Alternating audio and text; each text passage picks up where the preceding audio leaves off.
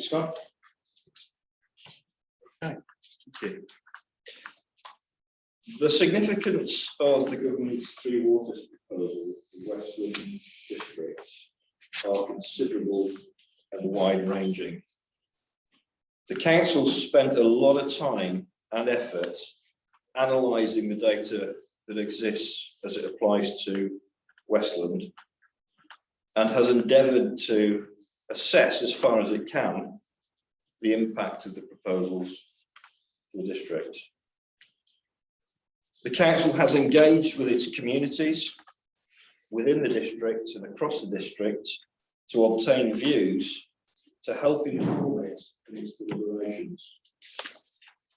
And it's also commissioned independent consultants, Tonkin and Taylor, who have produced the report for today. And Tonkin and Taylor have also other districts across the West Coast and other parts of New Zealand. The impact of the government's three waters reform proposals for Westland goes beyond three waters itself and has implications for future rate levels and wider service provision provided by the council. I'm going to hand over to Chris Purchase from Tonkin and Taylor to take you through the report. Welcome back, Chris. Thank you. Coming a bit of a coaster. Yeah, that's right. I love it, mate. One of my teenage sons is thinking about shifting down here for a year TPP. So family's moving in if I'm not. Good on him. Yeah, that's right. So is it reasonable to assume that you've had a read through the document? So I guess what I was intending to do was to talk about a few of the key points. And also to give you some reflections from the work that I've been involved in other parts of the country. So as a result of the work that I'm doing for you and other councils, I've been part of a working group that LGNZ have facilitated from this consultancy working right across the country. So that gives me a pretty good sense of where people are thinking, where councils are headed in this process. And obviously over the last week or two, there's been a lot of media activity as well, so you've probably got a pretty good sense if you've been keeping an eye on the news stories. So I thought maybe just to start with that broader context, I think pretty consistently what we're seeing across the country is a number of questions that people are raising about the proposals as they've been put forward at the moment. They've been focused on the representative structure, this concept of a representative group that's put forward in the proposals, which is quite complex.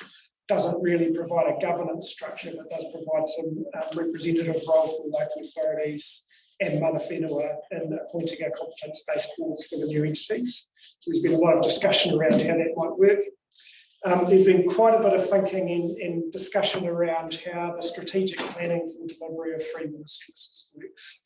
So what's the role of these new spatial plans that are coming through in the RMA reform? What's the role of the long-term plan? What is the role of things like the investment prioritisation framework that these new entities need to put forward? So there's a number of different things that will actually guide activity for these entities, and how those are developed, the level of influence that individual councils have is actually becoming clear is going to be very, very important. And actually, to a degree, in terms of delivering outcomes for your community, the structure as proposed, those strategic planning documents are probably actually more important than the representative group and that kind of governance framework that's been set up. So those are probably the key issues that I'm hearing. A lot of councils are providing feedback without prejudice, if you like, so making it clear that they are providing feedback, but they have yet to be fully convinced that there's a case for the particular model that's being put forward. And that's certainly what I'm hearing from around a lot of council tables. So a couple of days ago, I was at a Westland District Council meeting, finalising their feedback, and they worked really hard to get that message clear. We're not committed to the reforms, but if you do go ahead, here's some things we think you need to think about. That's the basic tenor of their reply. And you'll see some similar sentiments coming out of the work that we put together for you as well. So I guess our key task for Westland District and for the other councils on the coast was to take a look at the proposals as they were presented and say, well, what are the impacts for council and for your community? And the first thing that's worth being really, really clear about is that to a large degree, these reforms are being presented as a series of principles. So in principle, this will happen, or in principle, that will happen. There's a couple of areas where there's quite a bit of detail, and that's kind of created the illusion that these are quite detailed and completely formed proposals. I think it's pretty clear that they're not. So that places some limitations around the level of analysis that we can do. We've had to make some big assumptions. So I just wanted to make that really clear at the start. And to be fair, government has asked for feedback on those principles, and is, certainly the signals we're getting at the moment is that they are going away to think about the feedback that they've received from councils already, and that is coming in pretty much as we speak. So in terms of our analysis, our role was not to recommend the position, and was really around highlighting issues and opportunities, and give you some ideas around feedback that you can provide to government in terms of changing the proposals. How could you strengthen those proposals to maintain or improve your ability to deliver the right outcomes for your community? So obviously the key question is, if these reforms go ahead, a big chunk of your activities are taken away from council and put into another entity. So what does that look like for the council that is left behind, if you like? And Scott's already alluded to the fact that that's going to have a pretty significant impact. So there's issues such as stranded overheads, and the finance team have had a bit of a look at that. That's got an immediate impact. But government has offered at the moment a package that will deal with that over the first couple of years. The problem with that is that those stranded overheads don't necessarily go away after a couple of years unless you materially reduce your costs.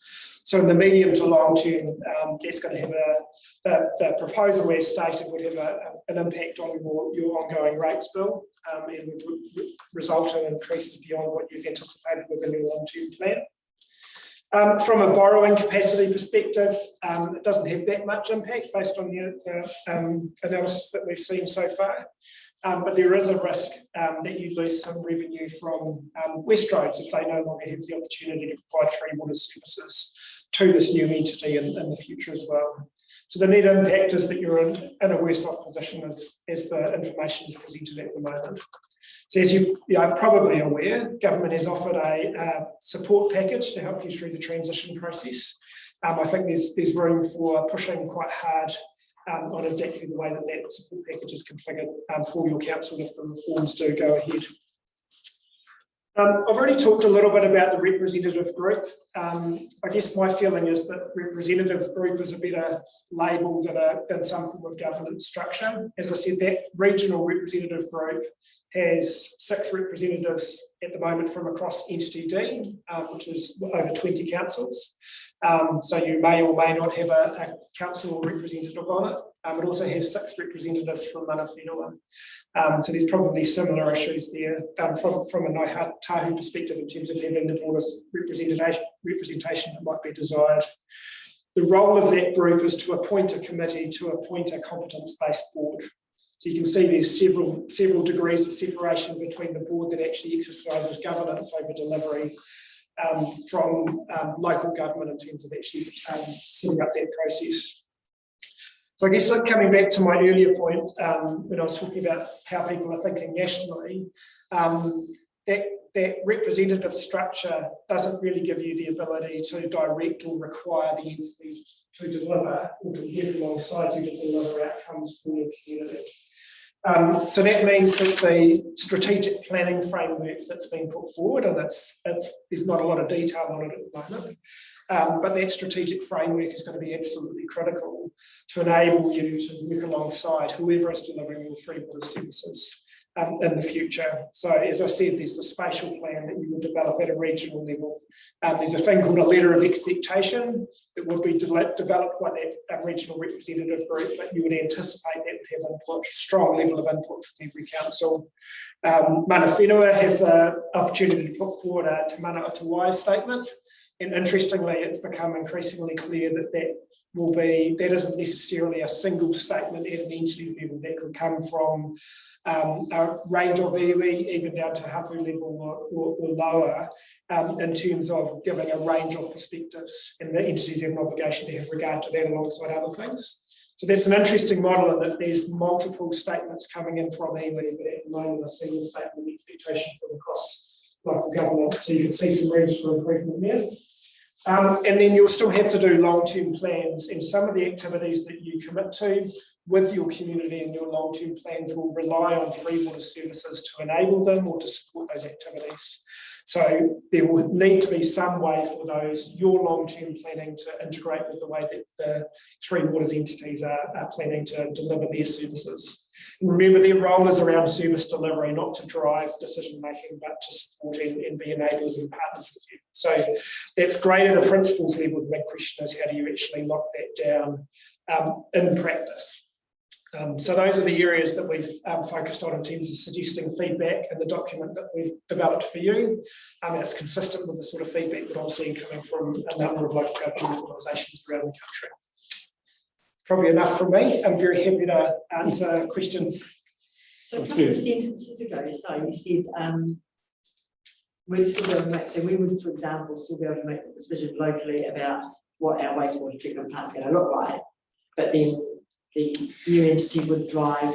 No, so that's certainly not the way that it's been expressed at the moment. No, so as a community member, effectively, you would have the sense we're getting at the moment is there would be some form of consultation process around investment plans and so on, but that wouldn't be driven explicitly by council. So that would, your broad requirements might be set within the statement of expectation. Within the spatial plans, you might say we're going to extend in this area and therefore we're going to need reticulated water or sewage or whatever it might be. But the entity will have the role of actually delivering that. And it's, as I say, there's quite a bit of complexity in terms of that, the relationship between local authorities responsible for broader community planning and community outcomes and Three Waters services as an enabler or a supporter of that activity. So the nuts and bolts, my read, sits within the strategic planning framework more so than the representative group. So I think that's probably quite important to understand. So in relation to a project like that, do you think that this proposal simplifies or complicates the process for a council like ours? Right? I don't know that we've got enough detail to be able to answer that clearly, to be honest. I think in the short term, if it's in your annual plan, you would expect that it would be grandparented into the program for the entities. But that's a transitional thing. I think, I mean, something like specific Three Waters assets or investment for growth, etc., would be driven by the new entities, is the way that I am reading the proposal. But if that investment is required to support broader growth activity that you're committed to within your spatial plan or through your long-term planning process, then it becomes a matter of collaborating with that entity to figure out how to make that happen. And I think where the challenges lie is where you want to grow, where you've got growth occurring and you need to service that, and other areas do as well. So another key piece of work that these new entities will need to develop is, I think, an investment prioritisation framework.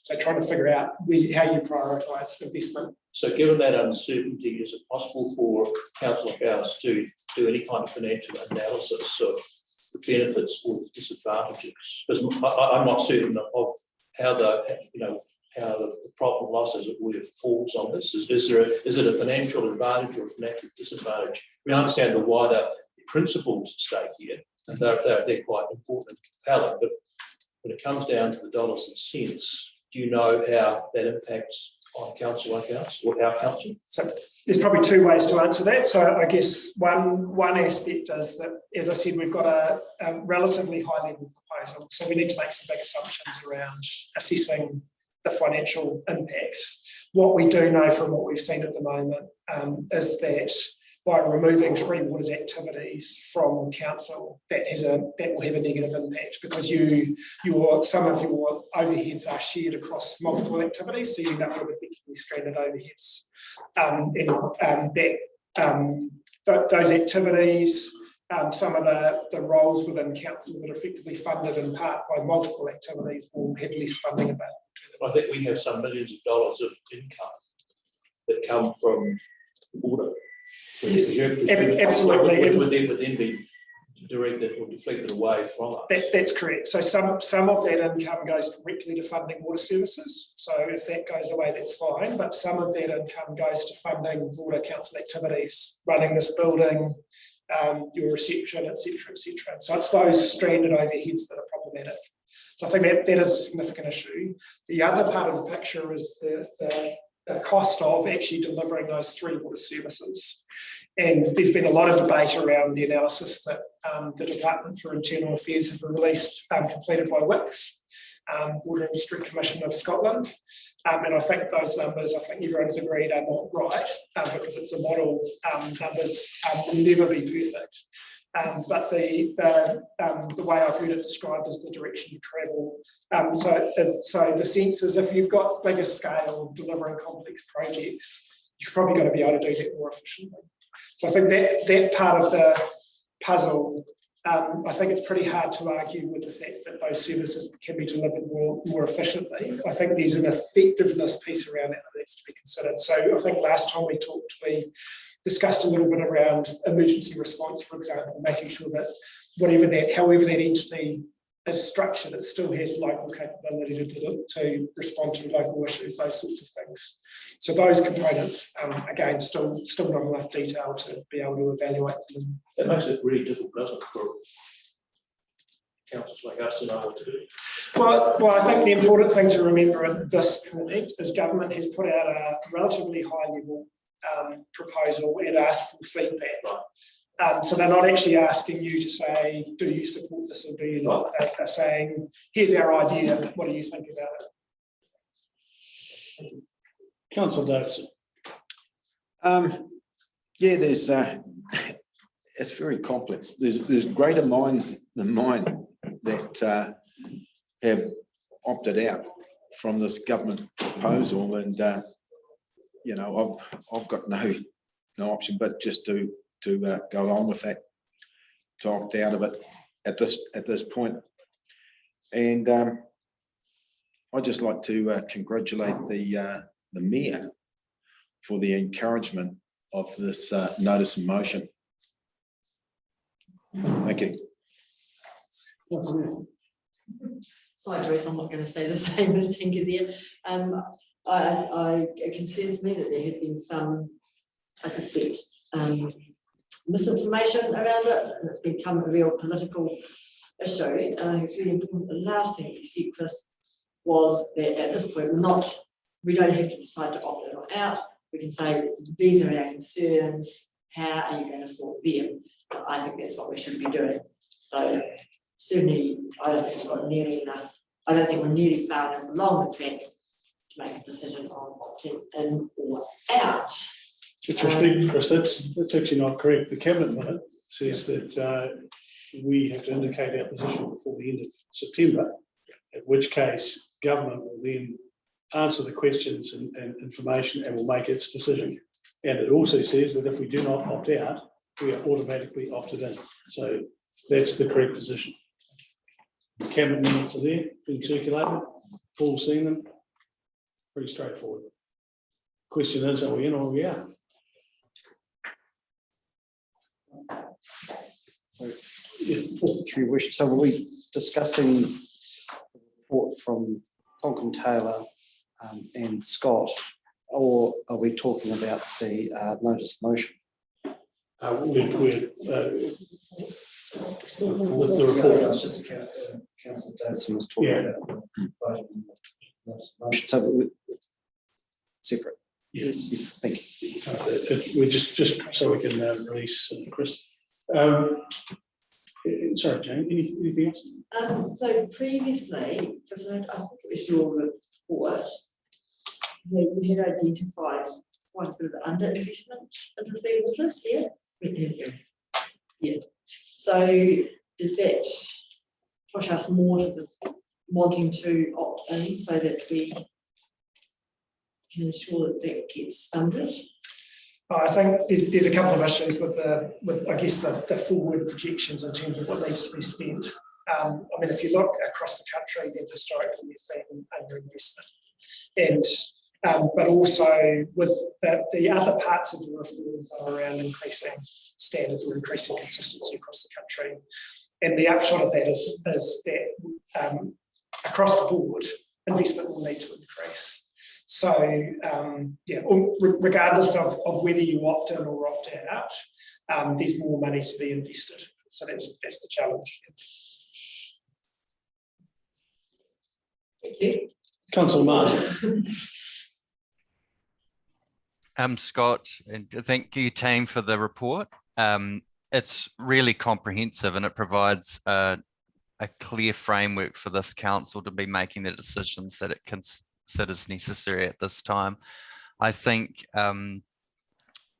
also there's a lot I want to talk about, but I just want to seek clarity. Are we talking specifically now for asking questions because of of his report and of Scott for his covering report, Your Worship? Yes, it is. It's focused in that area. Yeah, I guess we've been quite fortunate to be able to have quite a lot of correspondence, and that so my questions that I had have been answered. And I think the next part of what I want to say will fall out of the notice of motion. So thank you so much for the opportunity. Councillor Hartwell. Yeah, yes, I'm the same, Your Worship. There's been a lot of questions and a lot of answers, and we'll just wait for the notice of motion. Thank you. Francois. I'm all good. Thanks, Bruce. Councillor Kennedy. Yeah, sorry, just one question. So you mentioned about West Roads and the revenue derived from that. So if we didn't have West Roads, would we be financially better off to opt in? Is that no? No. So the point I'm making there is that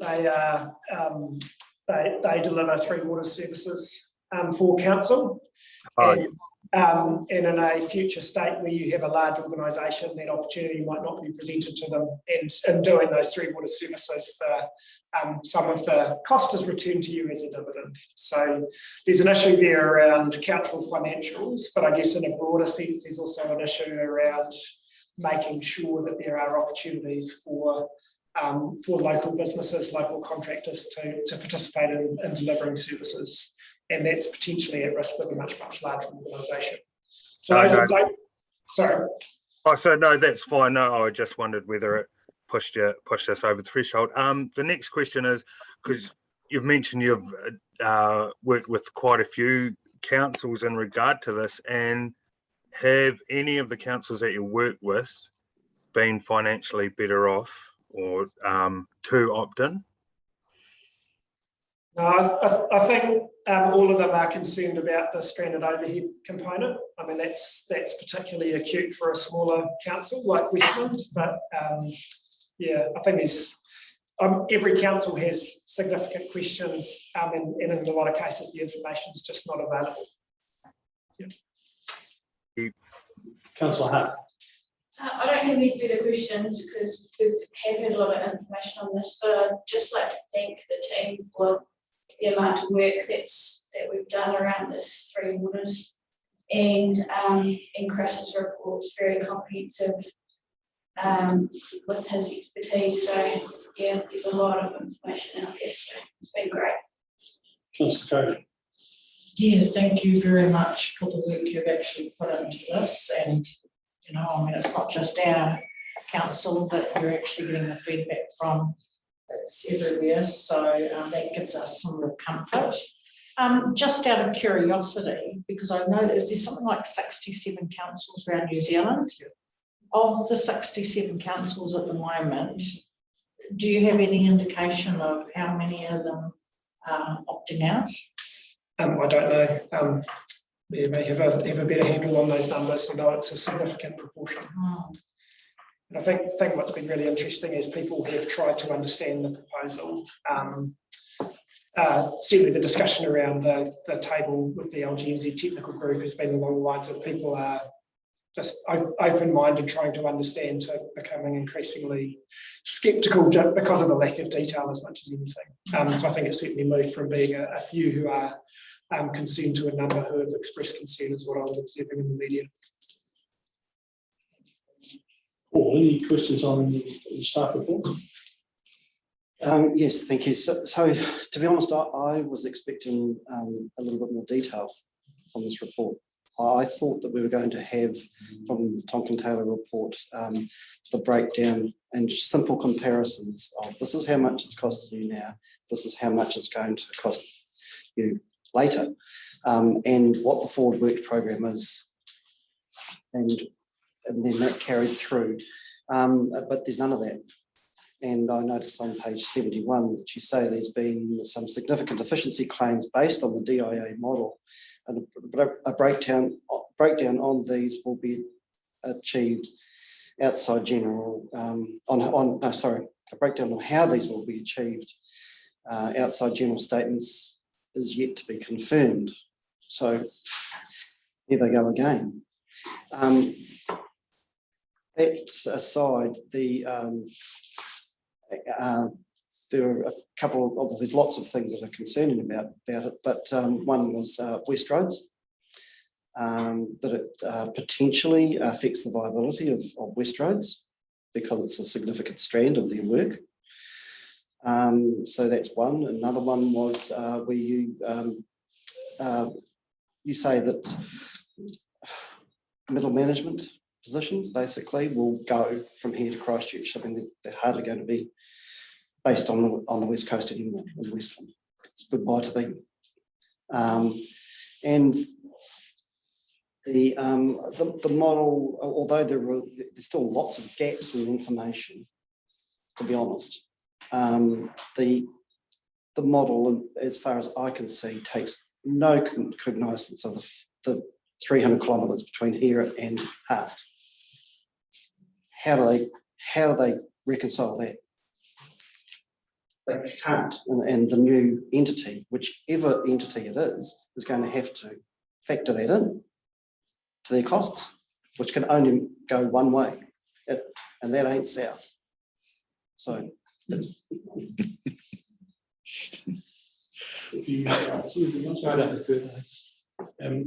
I think the appropriate thing here to do is release Chris. Thank you so much for. Yeah, I mean, I was going to stay here and talk to it and at least listen in on the waste management paper. I've got some interest in as well. But yeah, okay. Happy to be here to answer questions. How we go for time? It's unlikely that we'll get you. Oh, that's okay. I can talk about it. So, well, we stay as long as you like and don't miss your plane. No, that's right.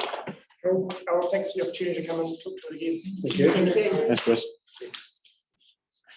So let's move on to the. Sorry?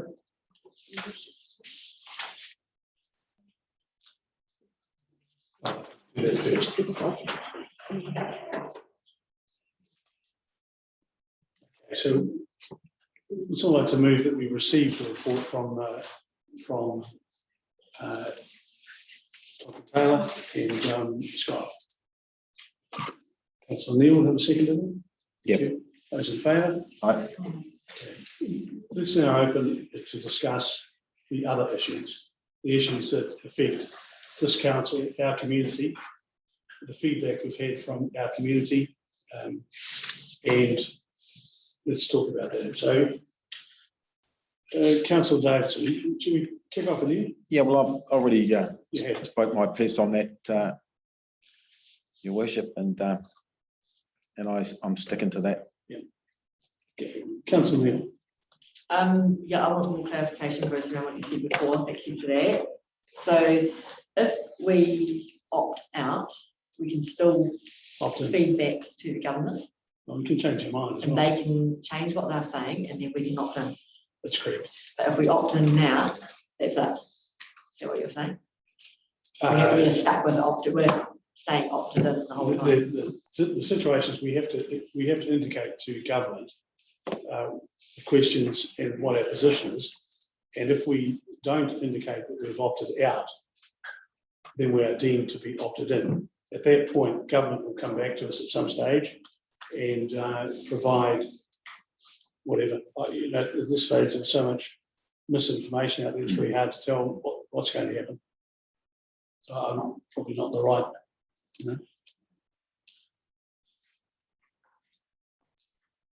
I know, I mean, I've got lots of questions both ways, so I'm not convinced either way. Yeah, that's Personally, I certainly don't want to shut any doors, but I want the opportunity to go and speak to the government. If I could just comment on that, the problem seems to me that the government's put us, the councils, in an invidious position of being forced to make important decisions, but the detail's not there, the framework's not there, and so it's very hard for us to make the sort of decisions we would like to make, because we just simply don't have the sort of analysis that we talked about. And I asked a question too, was we don't have figures. So we've then got to debate on the wider and broader and more general, almost philosophical issues about control and those sorts of issues. And so my position, I think, is that I don't see how we can opt in on any basis until we're fully and properly informed on those sort of issues. And therefore, I think we probably have to take the cautious approach, opt out, but be prepared to remain, but to be convinced otherwise in the future if the government can do that. But I think at this stage, it's very hard to see why we would opt in to fix a problem that doesn't exist here. And personally, I can't see the advantages of this at all for us. There may be some, but it's a bit hard to see what they are sitting here now. And the government has got to convince us that we should be part of this, and I don't think they've really done that. I can see advantages. I think I can see some advantages to it, but I agree, yeah, so probably I'll be opt out, but keeping the door open to further discussion. Councillor Kennedy. So just to clarify, are we discussing the notice of motion or? Yes, we are. Honestly, I'm really keen to hear what Councillor Martin's got to say in terms of the notice of motion. Let him fire away first, if that's all right. Councillor Martin. Are you really sure you want me to fire away, Councillor Kennedy? So like all of you, I think we started this process with a really open mind, and we had our ears to the government and we had our ears to our residents and our ratepayers, and we're considering views. And as a result of that, we undertook a community engagement process that, to be fair, was really well supported, with quite a lot of feedback from our community generated. And that was seeking the views of how people were feeling in regards to the information that was had at the time. And a lot of really genuine and serious issues and questions were raised on both sides of the debate, and in terms of opting in or opting out. I think it's really important to note that it's really critical that we take our community with us on this journey, and that we act in the best interest of our community, and also do as they want us to do as their elected representatives. So often there's decisions that council make that are inconsequential to the average person that we talk to on the street, and their eyes glaze over when we go to the detail of things that we consider. But this is an issue that has really captivated a lot of people in our district and in Aotearoa, New Zealand, and it's very, very strong, clear opinions that are coming through. So with that in mind, I think during the consultation process, we've seen a lot of our residents and ratepayers respond. An overwhelming 92% of them indicated that they would prefer council to opt out of the proposed reforms. And considerable feedback was around removal of democratic control of these assets, so how they were perceived, how residents perceive that at the moment council has a direct control by residents electing representatives to govern these assets and in the interest of themselves as ratepayers, and that they feel that could potentially be removed under the new model, and the removal of control over setting or establishing fees and charges associated with water, the treatment of water, whether or not water's fluoridated, whether or not it's treated a certain way, will be, it's perceived that those things will be removed from us as a council and placed in a wider network. It's fair to say there's considerable questions that people have around centralising versus localising assets and control. And if you actually look at what makes a community and place-based kind of solutions to issues, localism and people on the ground having connection to things results, I believe, in a better outcome. So there was a lot of feedback around that in terms of the removal of control, but also the removal of responsibility and caring and ownership over water and what happens to water. And it's fair to say that our community does care about those matters, as seen with the wastewater treatment plant proposal. The community wants to be involved. They want to be able to support the council and to make the decisions that are the best interests of them. And when I consider the decision to switch from a ocean outfall to a land-based treatment for the Hokitika system, that decision was able to be made quite quickly and respond to our ratepayers quite timely, whereas it wasn't tied up in a whole tier of a process that required someone outside of our region or district to tell us what's best for us. So talking to my notice of motion now specifically, I would like that the council receives the reports that were just tabled, and that the council acknowledges that the community engagement results and survey responses council's undertaken provide an opportunity for council to survey its community, and that these resulted in some of the largest levels of community feedback in council's history. A total of 370 responses have been received, and of those 92% of respondents indicated they want council to opt out of the proposed reforms. I think it's critical that any feedback that we put through is provided to the Minister for Local Government, and a copy is sent to LGNZ and the Department of Internal Affairs. And I think this is an issue that should be written collectively, signed by His Worship the Mayor and by each councillor on our council, whatever the decision is made today.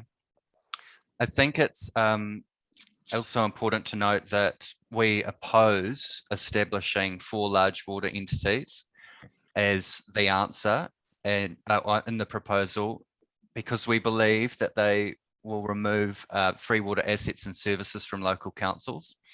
I think to date, I'm not convinced that this proposal provides the best governance and financial outcomes for the district. And as a result, I'm seeking council support based on the information available at present to opt out of the reform, should this decision be required. I think this position's backed by our community and is reflected in the feedback collected during the community engagement that's been undertaken. That was the notice of motion as was put. As a result of significant shifts that have happened since that notice of motion was placed through the process, there's been quite a lot of additional information that's come to the fore, and a lot of other councils that have taken positions. And one of those is around the relationship between local government and central government, and the kind of the position that central government may or may not take in terms of actually directing or legislating for councils to be part of these reforms.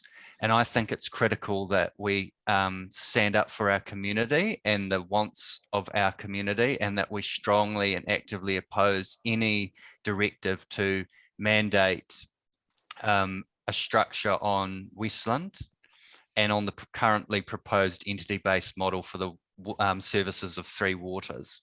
So I'm seeking support from the council that we actively oppose any moves for the government to legislate and direct that we become part of the large four model. I think it's really important that we also note that all of this, what's led to this notice of motion, has come from a background of matters and a lot of reports that we've been able to commission ourselves in partnership with neighbouring councils, but also reports that have been available from Local Government New Zealand, DIA, central government cabinet minutes that have been proactively released or released. And all of that has resulted in us, I think, and what I'm advocating for is for us to oppose the four large water entities because they remove the Three Water assets from our council, that we have significant concerns about the current government proposal, and don't believe that these concerns cannot be mitigated within the constraints of the current proposal as structured and presented, and that it actually requires a wider conversation without being confined to the structure as put by the government. This is based on the background of a potential loss of local decision making, which is a major issue for our community, and we don't believe we can just achieve the necessary outputs just by fine-tuning or tweaking the proposal as put by the government. And that under this proposed model, the council will actually lose all the benefits of the ownership of those assets. And that's been presented by our staff in terms of stranded overheads and a lot of technical detail that wasn't well communicated at the start of these reform package, which has come to light. The accelerated timeframe, the true lack of consultation, and the real lack of any alternatives have resulted in us kind of being in this awkward, flawed process. There's also some big reform packages that are happening at the moment within central government, and one of them is the major reform of local government. And as part of that, we need to be considering the role of local government in relation to Three Waters as well. And by having those conversations disconnected from each other, I believe it's going to lead to a suboptimal outcome. Based on the information presented to date, the financial case in support of the proposal does not reflect the actual situation in New Zealand, appreciating that the model's based off the Scotland model, which is a very different context to New Zealand. And the supporting information that we've been presented with, I believe, greatly exaggerates the efficiency gains that are expected, given the advances that we've already made as a district and the condition of our assets and infrastructure. The case for lowering these borrowing costs under the new entity is really questionable. It relies on significant government backing, including the transfer or removal of debt, and the fact that the proposal may lead to an increased average borrowing cost actually when both the councils and the water entities' debts are considered in relation to each other and how that's funded. We've just had NZTA talking about their funding constraints. I mean, that's a similar conversation we could be having with a water entity in the future. I believe, based on the feedback we've received, that the proposal will have a detrimental effect to the well-being of the Western community, particularly the infrastructure and growth enablers that allow for economic development within our region. And the critical aspect of them is top quality provision of Three Waters infrastructure. I think earlier last month, the Mayor, with a number of local mayors, requested a pause on the Three Waters reform, as well as the fact, combined with the fact that we were in COVID-19 lockdown, and I think we need to put our support behind that again and have a wider conversation. The fact that that I'm pursuing this doesn't necessarily mean I'm unaware of the fact that there are significant challenges for the Three Waters sector across Aotearoa and New Zealand. And a number of those challenges mean that the status quo in their communities cannot be maintained, because there's things that are happening that are not right for certain communities, particularly large urban communities where there's significant infrastructure required to bring the assets about to be usable for the future. But all of those considerations need to be viewed at alongside the conversations around the future of local government and the Resource Management Act reform, which is critical pieces of legislation that are all connected to this conversation.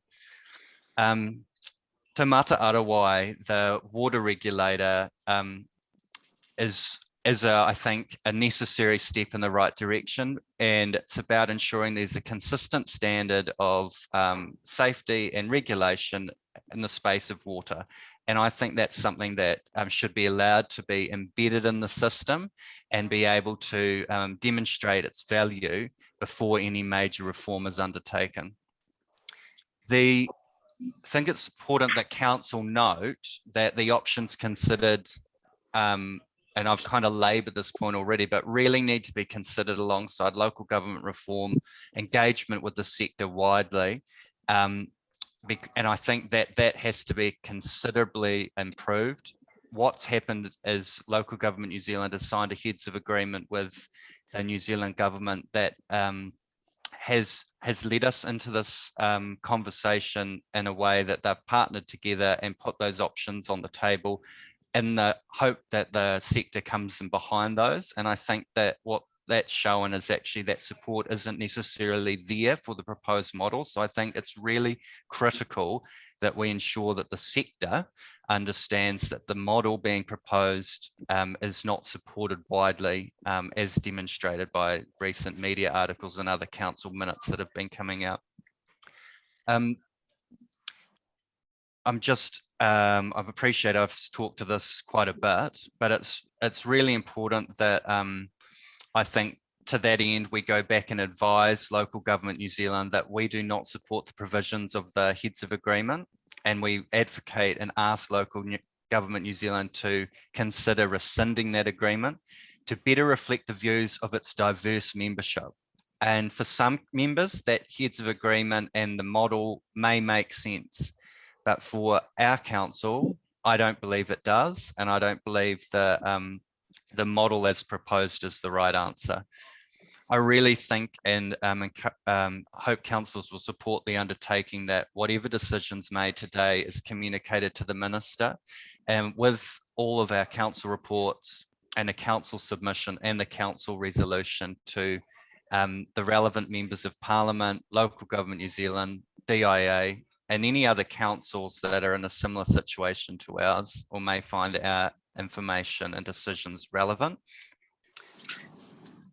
That part of the resolution is about what we do. Then I think it's critical that our chief executive report back to us at a future date when more information, if it is available, from the government, Minister of Local Government, Department of Internal Affairs, DIA, LGNZ has been received and analysed, so we can consider again at that point the decision of council. Is it still the correct decision, or do we need to alter that decision based on the new information that's presented as a result of this consultation process and the decision to opt in or opt out?